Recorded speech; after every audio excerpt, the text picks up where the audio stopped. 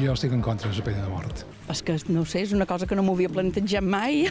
En contra total.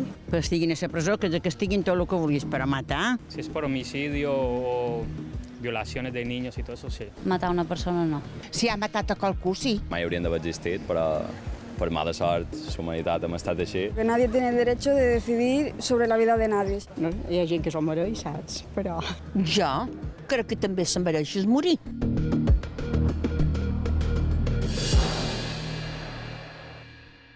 Falten 22 minuts per les 7 de l'hora baixa i continuem en directe en els 5 dies. Arreu del món, més de 18.000 persones esperen en el corredor de la mort la seva execució. A Espanya no se contempla aquesta figura, però a la resta del món són molts els països que també l'han abolida.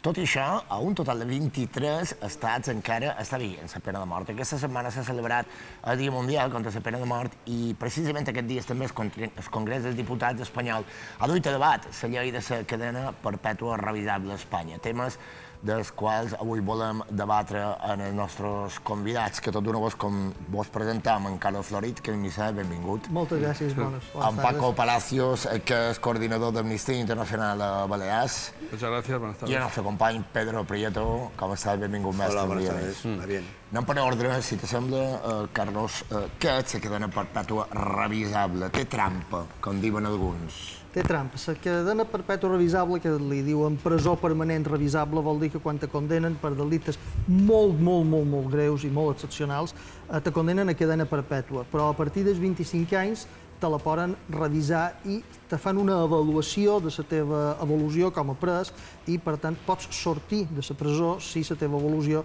ja indica que no hi ha una perillositat, que ja no ets un perill per la societat i, per tant, se pot, diguéssim, canviar la situació de pena de cadena perpètua. Quan te condenen, tu no saps si estaràs a la presó tota la teva vida fins que te moris o si estaràs com a mínim 25 anys. Per tant, és cadena perpètua però revisable, sí però no. Paco, la pena de mort s'hauria d'erradicar? Bueno, pues quería empezar porque hace 40 años Amnistía me propuso a la comunidad internacional erradicar la pena de muerte. Hace 40 años había 8 países en América y 8 países en Europa. Ahora mismo hay 100 países que han abolido la pena de muerte. Es decir, la labor de Amnistía, de otras ONGs y esa presión que hacen esos 7 millones que tenemos de simpatizantes y socios en todo el mundo ha hecho que los gobiernos hayan cambiado esta postura, ¿no? Y entonces es una de las cosas que siempre decimos que gracias a la presión de la calle, a la presión de la fuerza que tenemos, es importante que la gente vea que uno no se puede estar con los brazos cruzados, hay que salir, hay que pelear y yo pienso que es un dato muy importante para saber que si hace 40 años Amnistía propuso la abolición de la pena de muerte y que hay ahora mismo había 8 países, como he dicho antes, de América y 8 países de Europa y ahora son 100 países, ¿no? Y bueno, y eso es lo importante, es que la labor que hacemos, ¿no? Pedro, tu has corregut tot el món com a reporter, com a periodista, has estat en contacte amb condemnats a mort, ho has vist de prop com viu un condemnat a mort, quin és el seu dia a dia, perquè deu ser una espera tan tensa, desagradable i terrible que deu ser imposible no transmetre qualque cosa. Bueno, sí, es decir, es un cuerpo que está a plazo fijo. Sabe que tarde o temprano, dentro de 3 meses, 3 años, 10 años, depende de la pericia del abogado a la hora de presentar los recursos, que estos recursos determinarán y terminarás o con una inyección letal o ahorcado o electrocutado.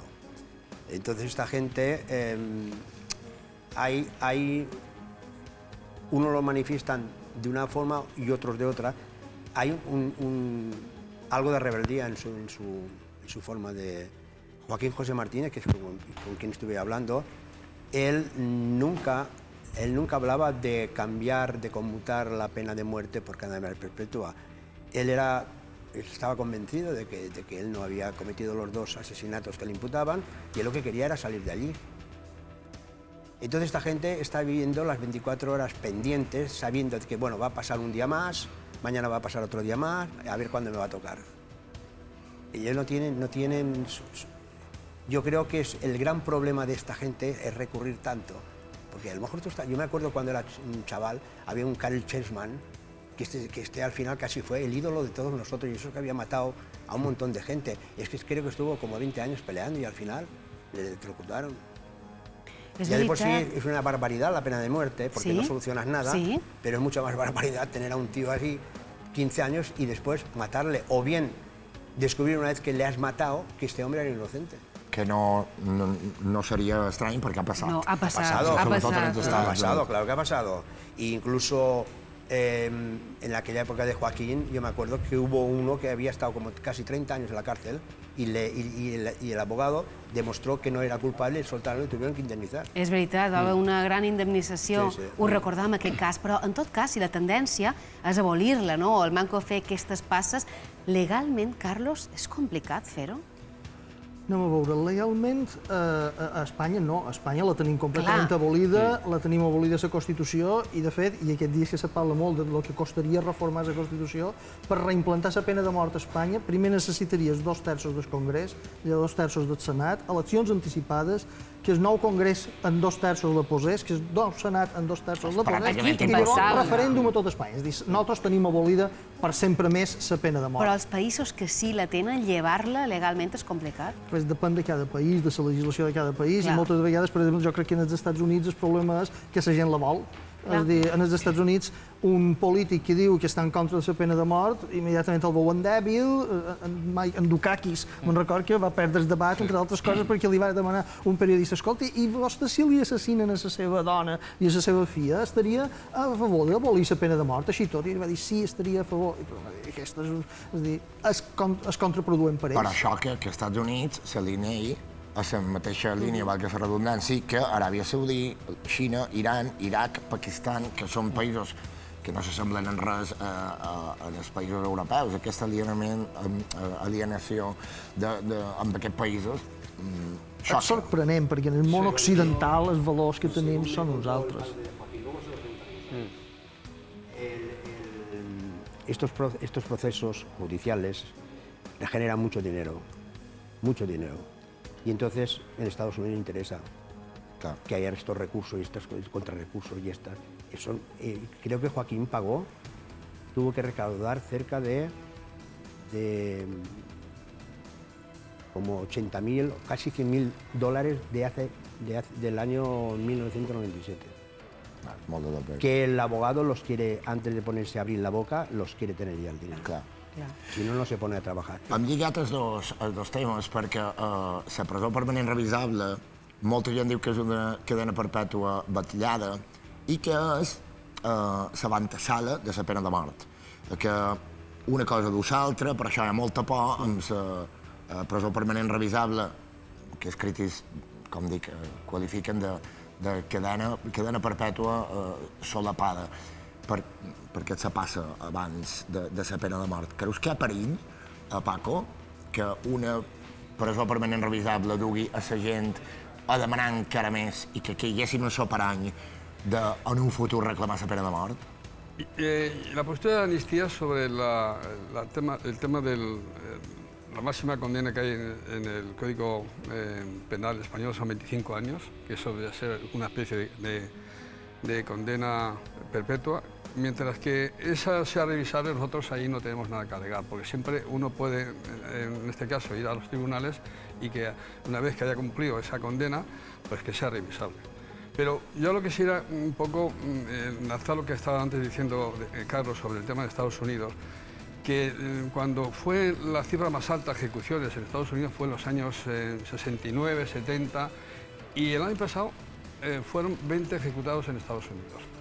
¿Qué quiere decir? Que es verdad que todavía hay una parte de la población americana que lo pide, pero también hay una parte de la población que está en contra, ¿no? En este caso, pues una amnistía, cuando se va a ejecutar a alguien, ahí estamos nosotros con otras organizaciones para que eso no se lleve a cabo. Y luego, lo que ha pasado este año es que, claro, países como China, tenemos constancia que son 1.000 ejecuciones, pero es posible que haya más, porque no tenemos datos fiables, ¿no? Le sigue Irán, le sigue Arabia Saudita, le sigue Irak.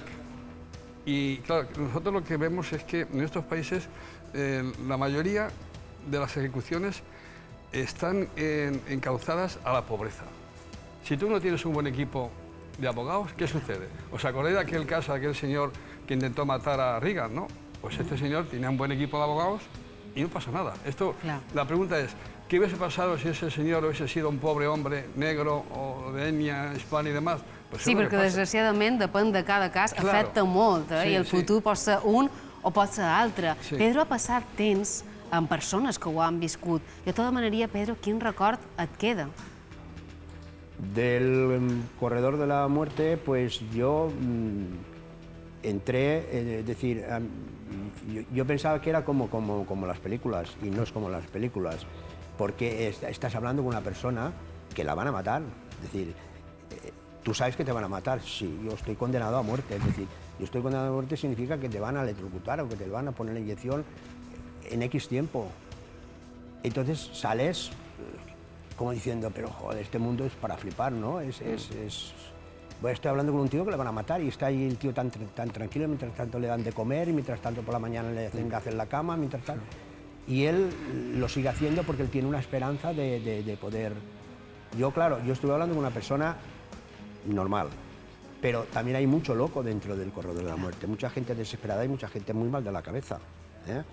Entonces yo no te lo puedo... Pero vamos, a mí es que... Para mí fue... Es decir, esto nada más estaba en el cine, no, pues está en la realidad. Como también me contó Joaquín, que había unos días a la semana que, previo pagando una cantidad de dinero, tú podías entrar en la cárcel para ver a los presos condenados a muerte, como cuando te vas al zoo a ver los monos o a ver los delfines. Increïble. Sí. O sea que... El que no sabem, el que no sabem. Pedro, si t'assembla, anem a xerrar amb ell, perquè tenim amb nosaltres el Joaquín José Martínez, espanyol, que va sortir del corredor de la mort als Estats Units i que avui és un pare de família nombrosa que viu a València i que segueix lluitant contra la pena capital. Joaquín José Martínez, bienvenido. Estuviste 3 años en el corredor de la muerte acusado de un doble crimen del que fuiste absuelto. ¿Las heridas están cerradas o todavía queda ese pozo de rabia por haber sido acusado de algo que finalmente fuiste absuelto? Buenas tardes a todos. Sí que quedan algo de heridas, sinceramente. Es muy difícil cerrar esas heridas. Fue apenas 3 años, digo apenas 3 años de corredor, pero en comparación a otros compañeros, pues a un tiempo mínimo. Aún así, para mí esos 3 años, pues casi significan mitad de mi vida. O sea... Mientras estabas allí, ¿qué sentimiento es el que tenías? Es que no sé si rabia por una parte, ira, pena... ¿Cómo describirías un poco emocionalmente lo que supone? Yo voy a decir claramente, ¿no? Porque siempre he intentado contar las cosas tal como eran, ¿no? A lo largo del tiempo he ido cambiando, pero inicialmente, cuando yo entro a correr de la muerte, yo estoy enfadado con todo el mundo. Claro. Pierdo mi fe en Dios, recuerdo claramente que pierdo mi fe en la humanidad, pierdo toda esperanza y lo que sí ocurre es que me siento traicionado por un sistema al que yo había apoyado toda mi vida, ya no solo la pena de muerte, sino un sistema judicial. O sea, yo creía en el sistema norteamericano y me siento traicionado por ello. Claro. ¿Qué pasó? Mucha gente lo recordará, pero otra no. ¿Por qué tú acabas de repente detenido y condenado? Yo intento mirar atrás siempre y pensar y ver exactamente qué es lo que me lleva a ese corredor de la muerte. Entre otras cosas, la llamada de mi exmujer era fundamental para poder condenarme a muerte. Pero independientemente, existen otros factores, ¿no? O sea, hay una doble investigación, estamos hablando de un tema de corrupción dentro del departamento de policía, la víctima es el hijo de un policía, un jefe del departamento de pruebas, hay que cerrar este caso cuanto antes, una serie de cosas y factores, y ya para rematarlo todo, y al creer yo como yo creía y confiaba en ese sistema tan perfecto que pensaba que era, pues contrato yo a mi abogado personal, no necesito yo ir a los OJ Simpson, como decimos hoy en día, ¿no? Me quedo con mi abogado personal pensando de que con ser inocente era suficiente y acabo en un corredor de la muerte, creyendo en mi abogado. O sea, es tal como ocurrió. Lo puedes poner de una manera u otra, pero mirando atrás... creo que de alguna forma u otra todos tuvimos un poco de culpa de que haya llegado yo a un corredor de la muerte. Joaquín José, hoy está aquí con nosotros el periodista Pedro Prieto, que estuvo contigo en un par de ocasiones. Y yo le quería preguntar a Pedro, ahora ya que todo ha terminado, ¿qué pregunta le harías hoy, Pedro, a Joaquín José? ¿Qué le dirías hoy, pasado el tiempo y todo el agua ha vuelto a su cauce? ¿Qué le preguntarías, Pedro, a Joaquín José ahora que lo tenemos ahí? Hola, Joaquín. Muy buenas, Pedro. ¿Cómo estás, amigo? Muy bien, amigo. ¿Y tu madre cómo está? Muy bien. Está Miami, siempre pregunta por ti y bueno, ya sabes cómo estaba la cosa y lo que habéis hecho pues es inolvidable. Han pasado años, pero sabes que te quiero un montón a ti y a todos los medios de comunicación que se abocaron con nosotros. Yo te quisiera hacer una pregunta.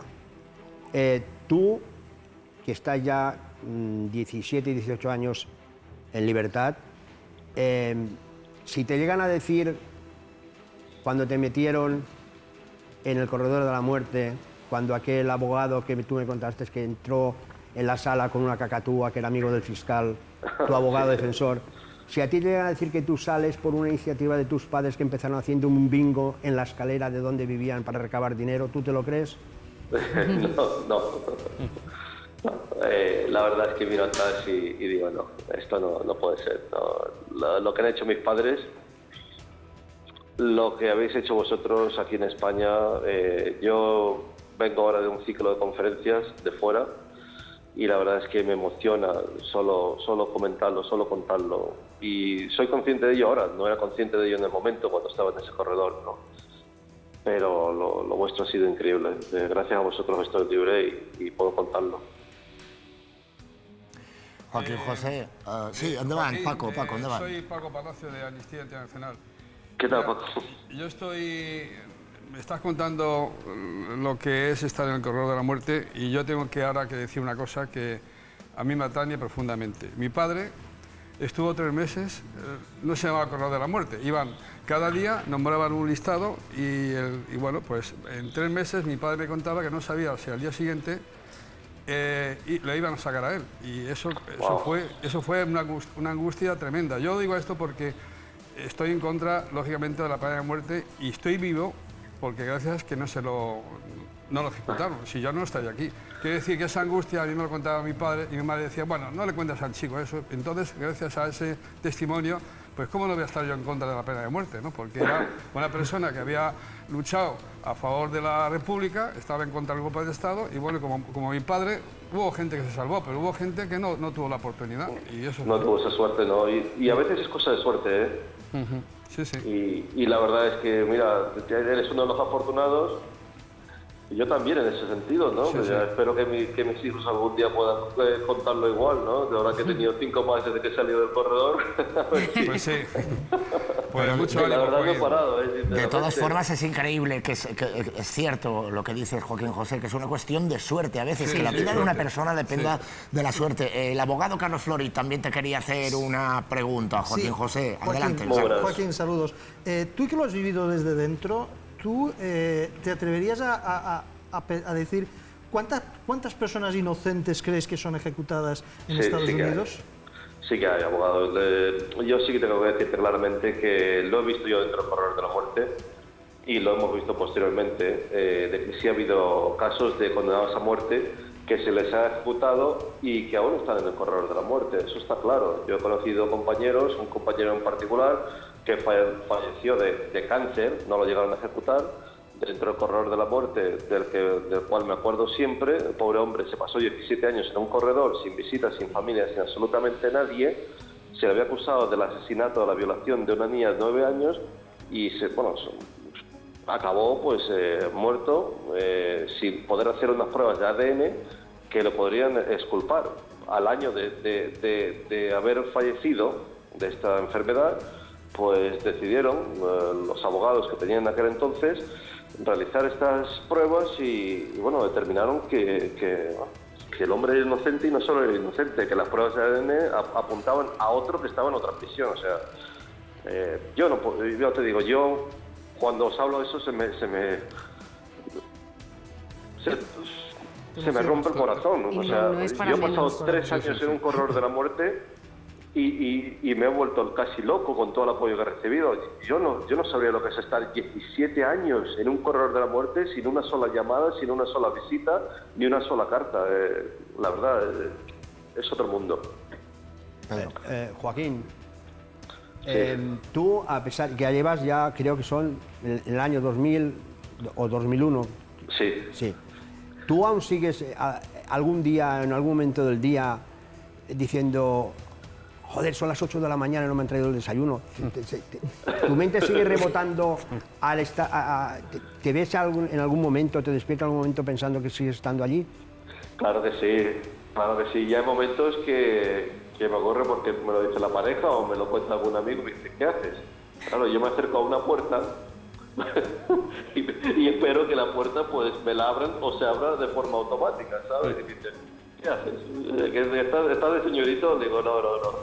Y es que en ese momento, pues imagínense, durante 5 años y medio tienes, no puedes hacer nada, o sea, te lo hacen todo, te abren la puerta, te despiertan a la hora que tienes que desayunar, 5 de la mañana, te dicen, oye, tienes que comer a las 11, y tienes que comer lo que te dicen, o sea, no tienes opción a nada, claro. Cuando llego yo a la libertad y tengo tantas opciones, pues yo he tenido momentos que sinceramente me he sentido abrumado. Yo no he sabido ni qué hacer, ¿no? Es como llegar a un aparcamiento en un centro comercial y encontrarte 100.000 plazas libres, ¿sabes? No sabes dónde poner el coche, o abrir la nevera en los primeros días.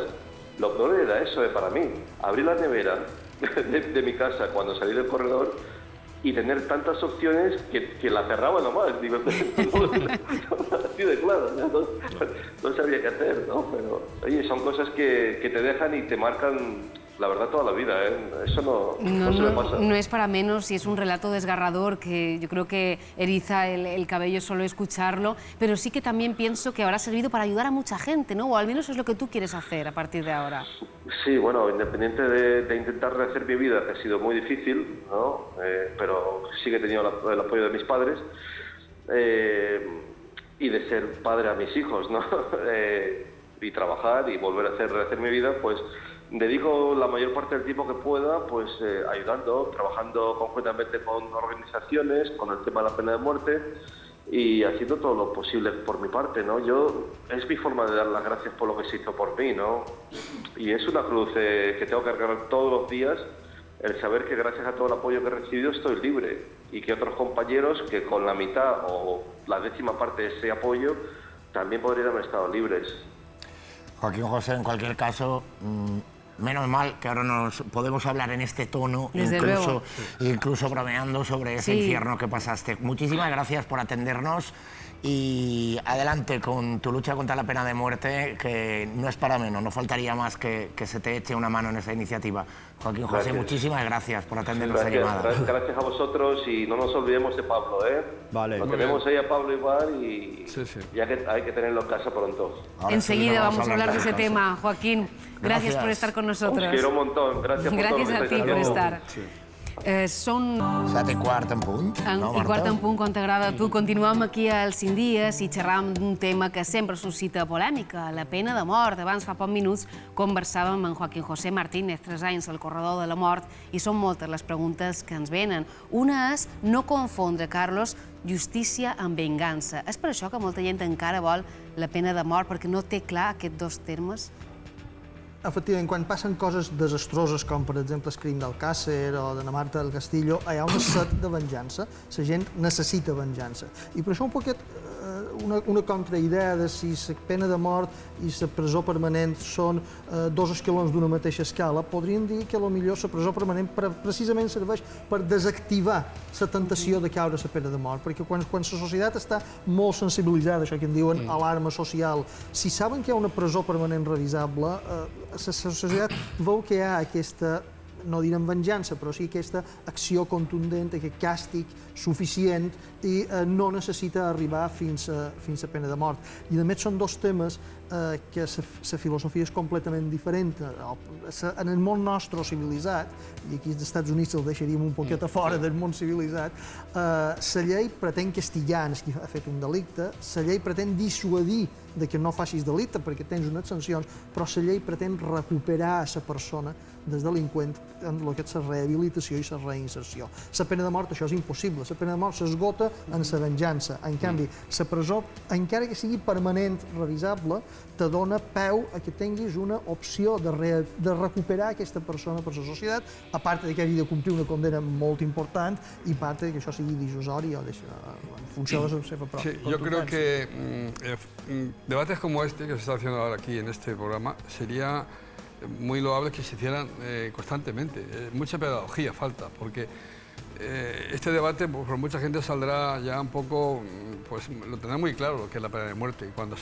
una vez se ha ejecutado, como se ha dicho, a personas inocentes, pues lo que pasa, el testimonio mío, que le pasó a mi padre, pero bueno, esto es pedagogía. Y la televisión pública, yo lo digo siempre, el dinero que se gasta en otros programas, que no voy a criticar a nada, pero sería interesante que se empleara ese dinero que es de todos en estos tipos de debates, ¿no? Porque la gente se puede aclarar mucho de lo que era la pena de muerte, porque claro, por ejemplo, nosotros, Amnistía, es de la Declaración Universal del año 1948, la Declaración Universal contra lo que es el derechos humanos, ¿no? Entonces nosotros, cuando se creó Amnistía en el año 61, pues una de las cosas que teníamos como 3 puntos básicos era contra la pena de muerte.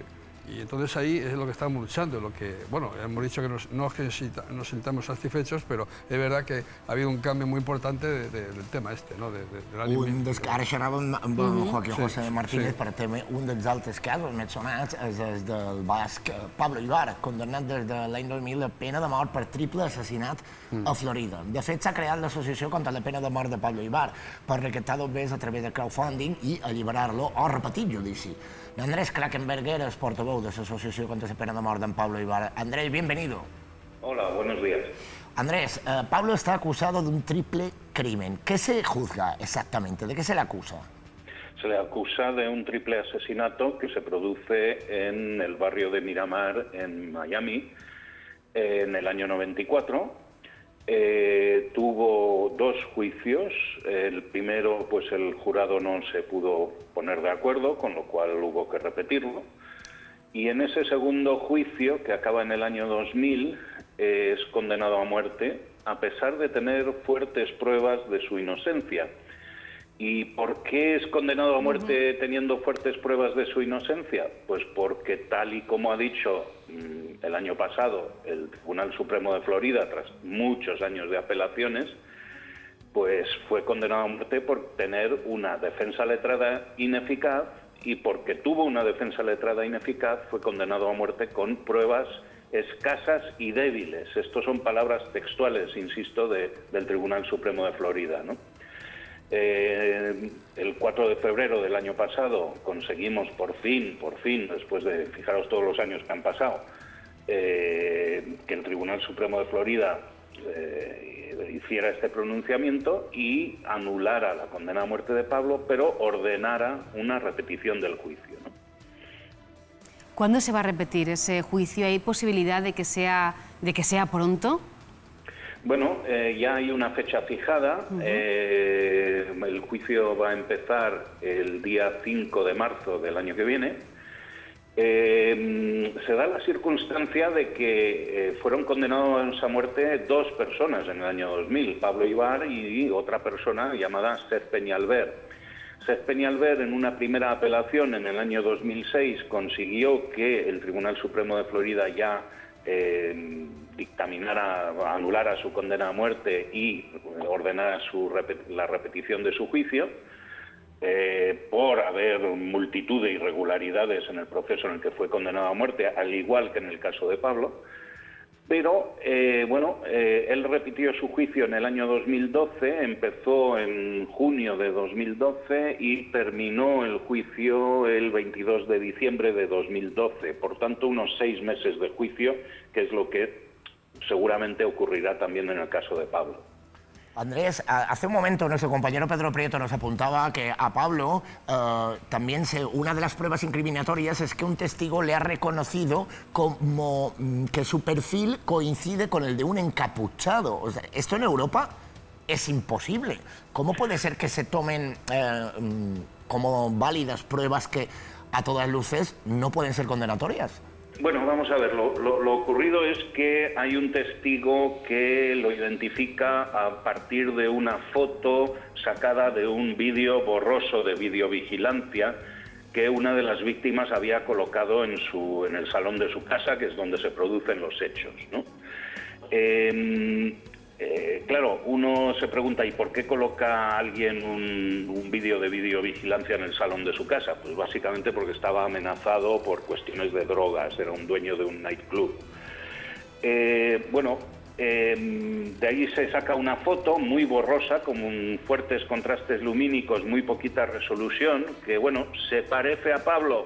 Pues hombre, se parece a Pablo porque, bueno, pues por ejemplo, un experto en reconocimiento facial ha hecho una serie de análisis comparando el rostro de Pablo con ese rostro en esa foto, y se ve que, bueno, todos tenemos una serie de puntos cardenales en nuestro rostro, y algunos de estos puntos coinciden con el rostro que se ve ahí y el rostro de Pablo. De ahí el parecido, pero otros muchos puntos cardenales no coinciden.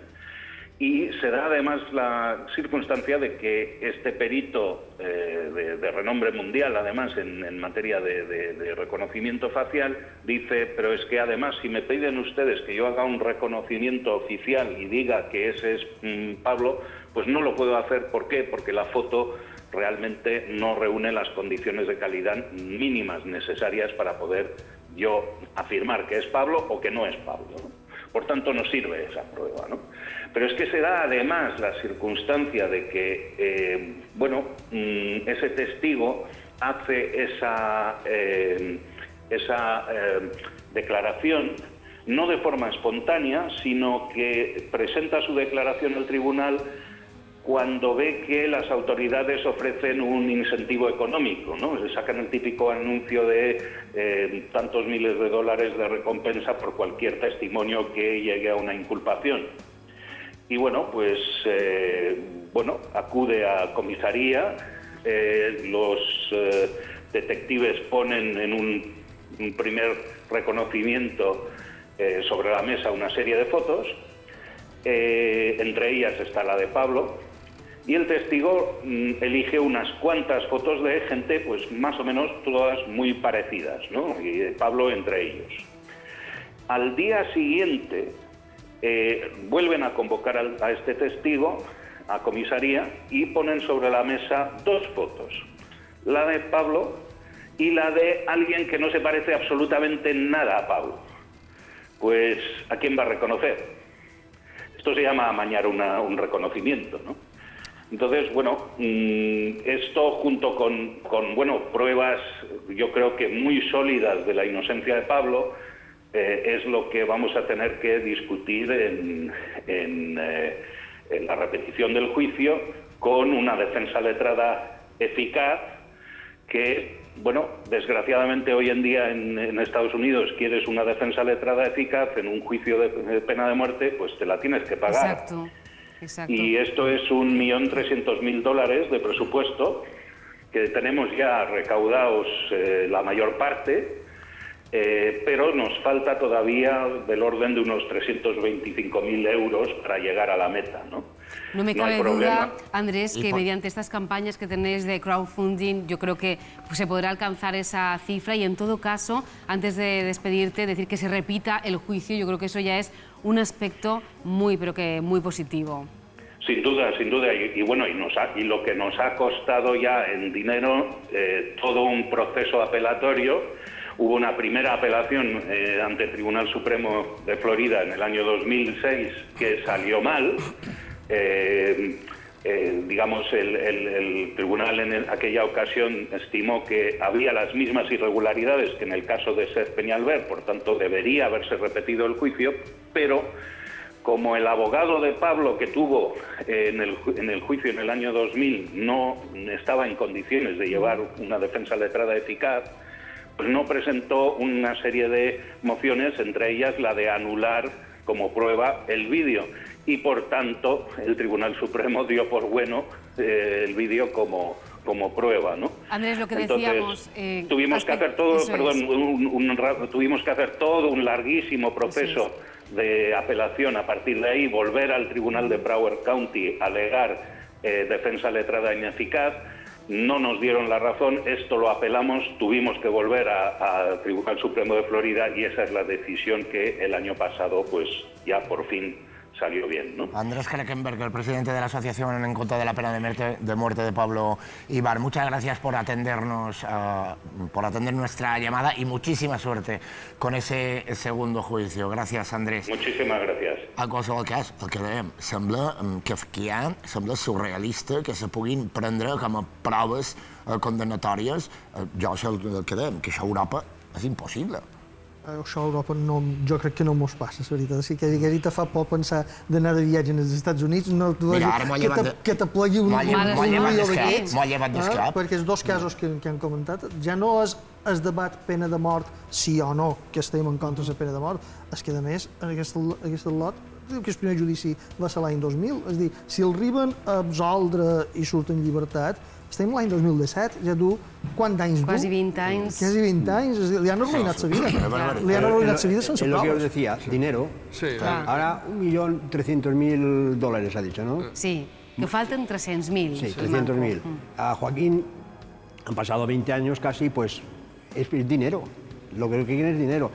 Y lo que también a mí me llamó mucho la atención es que el abogado defensor de Joaquín, aparte de ser amigo íntimo del fiscal, se presentó en el juicio con una cacatúa. Y dejaron entrar con la cacatúa a defender a... Dice, Joaquín, dice, ¿cuándo vi a aquel señor con la cacatúa? Dice, aquí... Això sí que no passa. Si jo me presento un judici amb una cacatúa me trauran de fora. Això també que Europa és impensable, perquè, Paco, això no li poden dir justici. Sí, quería comentar un poco lo que se está hablando sobre Estados Unidos, pero Amnistía, en este informe que hemos sacado hace unos días, dice que desde el año 1985 hasta ahora, en Arabia Saudita, se han condenado, la mayoría de las ejecuciones han sido de extranjeros y gente pobre, gente que no habla ni el propio idioma, el árabe, y sobre todo, pues ya sabemos que hay inmigrantes ahí trabajando en condiciones que sabéis que le quitan el pasaporte y toda la historia, tienen una serie de condiciones tipo esclavo. Y entonces, claro, es la pobreza lo que incide en esas penas de muerte. Si tú no tienes, yo lo traslado ahora a Arabia Saudita, si tú no tienes un buen equipo de abogados y no eres un súbdito de Arabia Saudita y estás bien respaldado, pues bueno, pues es lo que te puede pasar. Pero en América pasa lo mismo, si no eres blanco y si no tienes dinero... Sí, también, sí, es verdad. Khashoggi dijo, aquí sí yo he salido del problema que tuvo porque tenía un buen abogado. Sí, está claro. Y la Ivana Trump le sacó hasta las entretelas a Donald Trump porque cogió un gran abogado. Claro, o sea, todo gira en torno al dinero. El dinero es el factor fundamental. No tienes nada, te cortan el cuello y te dejan por ahí, nadie te reclama. Encara, ara estàu xerrant d'Aràbia Saudí, d'Iraq, però jo és que trobo molt més xocant és que als Estats Units, que s'autoritzen en paradigmes de democràcia i llibertat, consentir, és que no se pot dir justícia si tu tens la cartera plena de dobbers o si no li tens, no li pot dir justícia. En això va en contra del principi del que entenem com a mínim a Europa, no, Carlos?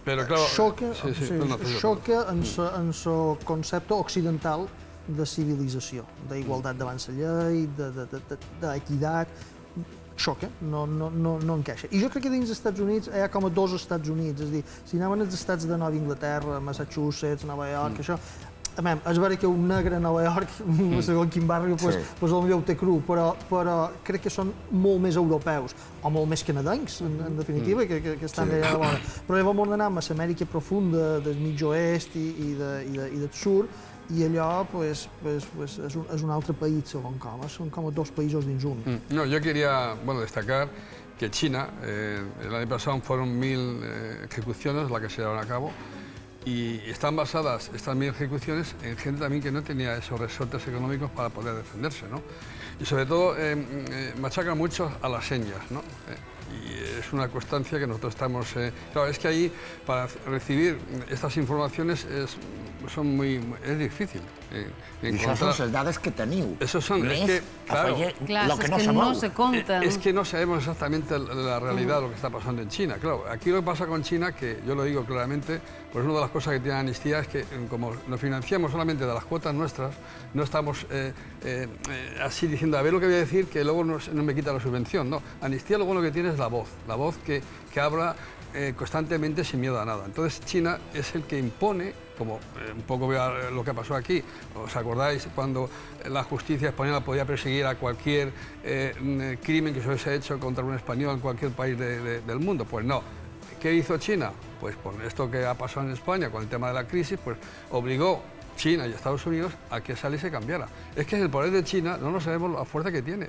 Y China, pues para mí, que es, no sé, parece ser que es intocable, pues hay que denunciarlo. Luego tenemos ahora bastante gente que están preocupadas por lo que está pasando en China, de la etnia uigur y otros chinos que están ahí encarcelados. Y estamos luchando. Lo que pasa es que Amnistía allí en China, pues bueno, pues parece ser que estamos siendo la embajada de Estados Unidos, porque a Amnistía le pasa eso. Cuando está lucha por derechos humanos en Rusia, nos dice que somos de la CIA, y cuando luchamos por americanos dicen que somos rusos, ¿no? Como pasa en Turquía. Pero bueno, ¿qué pasa en China? Pues en China está pasando eso, es el poder económico. Pero en el mundo hay dos mentalidades, la mentalidad ciudadana del sentimiento y luego la mentalidad política que es del dinero. Claro, entonces nosotros aquí, bienvenidos los chinos porque traen millones y millones y millones y compran deuda y compran tal, y bienvenidos. Y nos olvidamos los demás. Bienvenidos los de Arabia Saudí, a pesar de todo eso. El dinero, és el dinero. I tot el que lo mueve és el dinero. Ens queden 2 minuts i m'agradaria afegir una pregunta molt ràpida, però si la tendència és a llevar-la, s'acabarà llevant la pena de mort o passarà molt de temps encara per veure-ho? En els Estats Units pareix que falta que estem enrere perquè la llevin. És a dir, el més impopular si un polític vol perdre les eleccions és dir que vol llevar la pena de mort, o si un governador, inclús a les eleccions de governador, la possibilitat que te commuti la pena de mort. Si hi ha eleccions aviat, s'esfonsa. I som molt conscients que hi ha molt d'innocents executats. Tenen fins i tot estadístiques en el darrer sopar. El tipus de menjar que demana ja els dona un indici de si aquella persona arriba amb una consciència de culpabilitat o d'innocència, perquè tenen estudiats els menjars que demanen. Increïble avançar-ho. I així tot, els que saben que hi ha aquesta injustícia, però ho fan. No nos queda tiempo más, Paco. Una frase muy rápida. Sí, Amnistía ha constatado que en Estados Unidos, como dije antes, hubo en los años 80 las cifras eran muy altas y el año pasado fueron 20. Es verdad que estamos en contra, pero quiero decir que hay optimismo para que poco a poco muchos estados que son ahora, que están a favor de la pena de muerte, lo vayan aboliendo y eso es lo que queremos hacer, ¿no? Pedro, si vas per Estats Units a fer un reportatge, fes alerta. No te fiquis en cap bolli. Mira, yo te lo voy a resumir con una cosa que me contaron a mí en Tampa, el sheriff. A un verdugo de un estado, no me acuerdo qué estado, le sancionaron porque no desinfectó la parte de la piel donde le iban a inyectar la inyección letal. Imagínate. Dèiem abans que surrealisme era una de les paraules i jo crec que això és veritat en aquestes ocasions. Carlos, Paco, Pedro, moltíssimes gràcies per acompanyar-nos. Moltes gràcies.